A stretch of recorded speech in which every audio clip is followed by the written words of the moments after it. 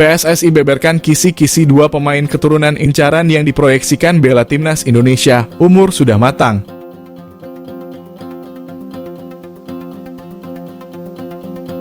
Hal tersebut diungkapkan oleh anggota Komite Eksekutif PSSI, Arya Sinulinga. Arya Sinulinga menuturkan pemain keturunan yang akan dinaturalisasi berdasarkan rekomendasi pelatih Shin Tae-yong. Kini PSSI tengah mengurus naturalisasi Jay Itzes, Nathan Chu Aon, dan Justin Hubner. Untuk proses naturalisasi Jay Itzes, Nathan Chu Aon dikabarkan sudah berada di DPR. Sementara Justin Hubner tinggal menunggu keputusan presiden, setelah itu dilakukan pengambilan sumpah kewarganegaraan. Naturalisasi Justin Hubner sejatinya bersamaan diurus bersama dengan Ivar Jenner dan Rafael Struijk. Akan tetapi kala itu naturalisasi pemain Wolverhampton Wanderers tersebut terpaksa dihentikan. Lantaran PSSI tidak bisa memenuhi permintaan yang diinginkan Justin Hubner. Sebelumnya, Ketua Umum PSSI, Erick Thohir mengatakan bahwa federasi tengah menjajaki dua pemain keturunan baru, yang posisinya seorang striker dan gelandang. Akan tetapi Erick Thohir belum mau mengungkapkan identitas pemain tersebut.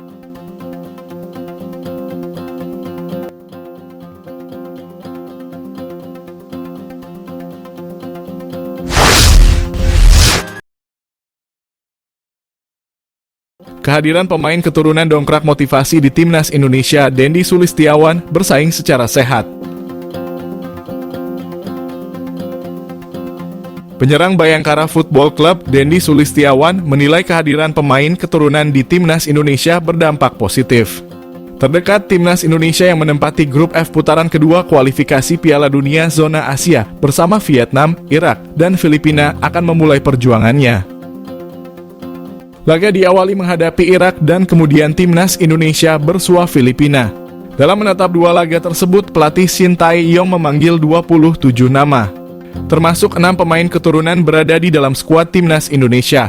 Mereka adalah Jordi Amat, Elkan Bagot, Sandy Walsh, Saine Patinama, Mark Klok, dan Rafael Struijk. Bagi Dendi Sulistiawan, dirinya memandang persaingan di timnas Indonesia dengan sehat. Di sektor depan ada 4 pemain lainnya yang dipanggil. Keempatnya adalah Hoki Caraka, Ramadan Sananta, Dimas Derajat, dan Rafael Struijk. Dia menambahkan dalam laga kontra Irak dan Filipina, timnas Indonesia akan berusaha meraih hasil positif. Meskipun pastinya perlu perjuangan keras, terutama saat menantang Irak. Di ranking FIFA, Irak kini menempati posisi ke-68. Sementara timnas Indonesia menduduki urutan ke-145.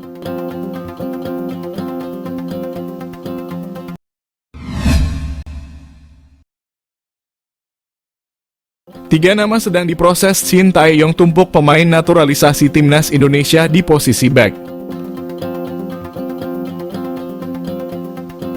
Shin Tae-yong terus berupaya memperkuat pertahanan timnas Indonesia dengan menaturalisasi pemain berposisi sebagai bek. Sebagai informasi, saat ini PSSI sedang mengupayakan 3 pemain untuk dinaturalisasi. Mereka adalah Nathan Chu Aon, Jay Itzes, dan Justin Hubner. Proses naturalisasi Nathan Chu Aon dan Jay Itzes sendiri sudah mencapai tahap di DPR. Kabar ini diungkapkan langsung oleh Menpora Dito Aryo Tejo.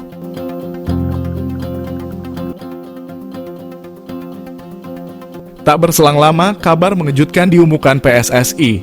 Ketua Umum PSSI Erick Thohir menjelaskan bahwa proses naturalisasi Justin Hubner akan kembali dilanjutkan.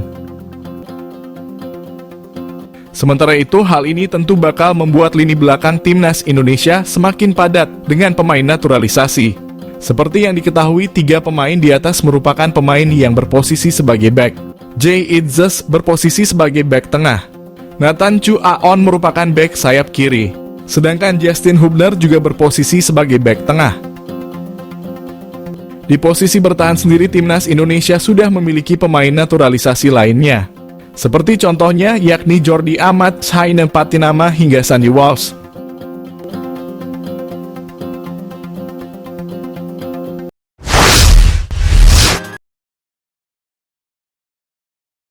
Erick Thohir jamin seleksi timnas U17 Indonesia transparan dan tidak ada pemain titipan. Ketua Umum PSSI Erick Thohir angkat suara soal persiapan Timnas U17 Indonesia. Pernyataan tersebut disampaikan saat Erick Thohir menghadiri acara Tour Experience FIFA World Cup U17 di Pura Mangkunegaran, Solo. Acara di Solo tersebut jadi penutup rangkaian tur yang sudah berlangsung di 4 kota penyelenggara Piala Dunia U17. Erick Thohir pun angkat bicara soal persiapan skuad asuhan Bima Sakti di ajang Piala Dunia U17.